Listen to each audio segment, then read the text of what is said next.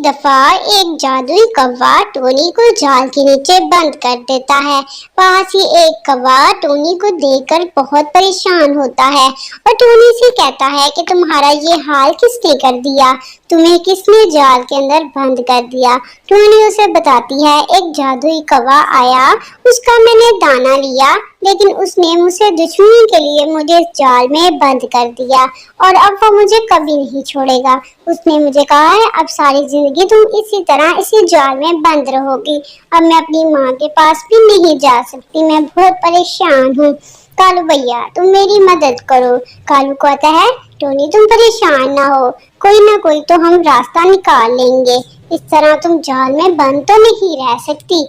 जादुई कौवे को अभी मैं बुलाता हूँ, लेकिन मैं पहले अपनी दोस्त को बुला ले, शायद वो तुम्हारी कोई मदद कर दे। इतने में फिर पिंकू आ जाती है और कहती है कि टोनी तुम्हें क्या हुआ, तुम्हारी हालत ये कौन करके गया है। फिर कालू कौवा दरख्त पर बैठा बताता है कि पिंकू इसे एक जादुई कौवे ने इस जाल में बंद कर दिया है। गलती से टोनी ने जादुई कौवे गलती से दाना खा लिया और उसकी सजा कालू कौवे ने इसे एक जाल में बंद कर दिया। टोनी बहुत परेशान होती है। पिंकू कालू कौवे से कहती है, अभी मैं कुछ करती हूँ। इतने में वो जादुई कौवा आ जाता है, वो बातें सुन रहा होता है और वो आके इन दोनों को कहता है कि तुम दोनों यहाँ से चले जाओ, वरना मैं तुम लोगों का भी ये हाल करूँगा।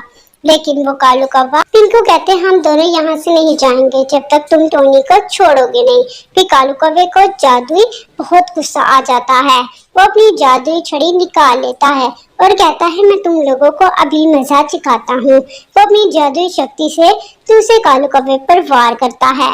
पास ही पिंकू कुछ भी नहीं कर सकी, वो बहुत रोकने की कोशिश करती है, लेकिन वो कालू कौवे को नहीं छोड़ता। वो कहता है, तुमने इस तरह क्यों किया, और वो जादुई शक्ति से कालू कौवे को मार देता है।